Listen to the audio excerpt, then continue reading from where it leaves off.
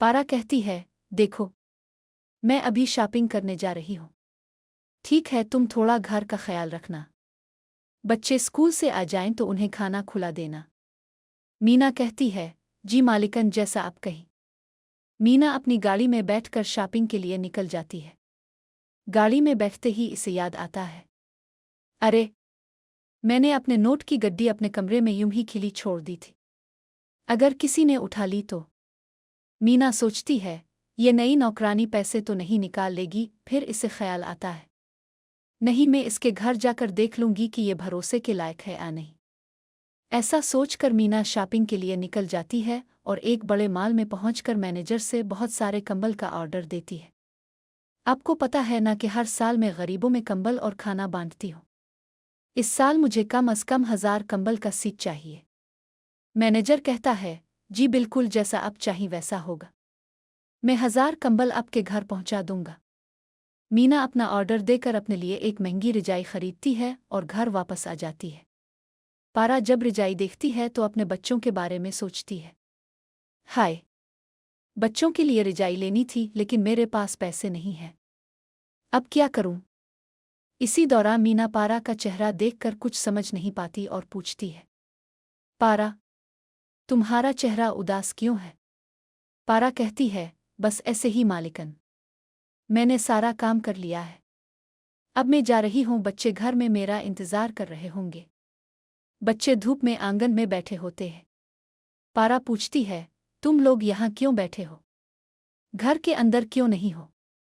बच्चे कहते हैं, माँ, अंदर बहुत सर्दी है, कम से कम बाहर धूप में बैठकर पढ़ रहे हैं। हमारे दोस्तों के पास अच्छे स्वेटर हैं और हमारे पास सिर्फ एक चादर है। रात में भी बहुत सर्दी लगती है। पारा सोचती है, जल्दी एक रजाई लूंगी ताकि बच्चे आराम से सो सकें। रात को पारा बच्चों को एक चादर में सुलाकर खुद एक कोने में सो जाती है।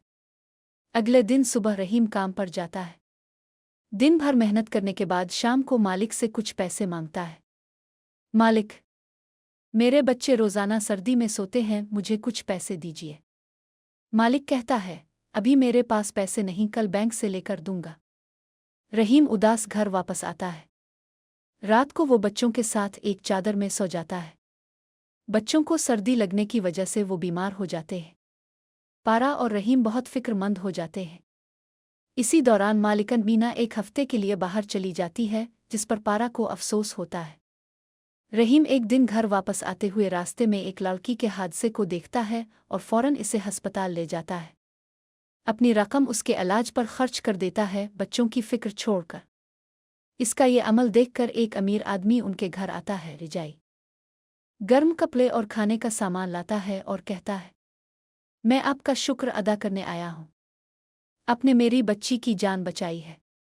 रहीम बहुत खुश होता है और इस रात बच्चों के साथ खुशी से रजाई में सो जाता है। इसी दौरान एक और गरीब माँ सईदा अपनी 3 बेटियों के लिए सख्त मेहनत करती है। वो कोयले तोड़ती है, कंस्ट्रक्शन साइट पर काम करती है और झूठे बर्तन धोती है ताकि बेटियों का स्कूल और हॉस्टल का खर्च पूरा कर सके। कुछ महीनों बाद सईदा अपनी बेटियों को शहर के हॉस्टल में दाखिल करवा देती है।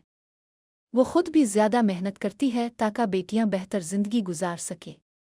वक्त गुजरता है, बेटियां बड़ी हो जाती हैं, लेकिन सईदा की सेहत खराब हो जाती है। एक दिन बेटियां माँ को अस्पताल ले जाती हैं और इसे ठीक तरह से देखभाल करती है। बेटियां कहती हैं, माँ, आपने हमारे लिए अपनी जिंदगी कुर्बान की, हम आपका ख्याल रखेंगे। इसके बाद वो सब माँ के साथ खुश व खुर्रम जिंदगी गुजारने लगते हैं, कंबल, रजाई और हीटर की सहूलत के साथ। सबक: हमेशा अपनी माँ की कदर करें, उनकी मेहनत और कुर्बानी को समझें, क्योंकि माँ हमारे लिए दुनिया की सबसे बड़ी ताकत होती है।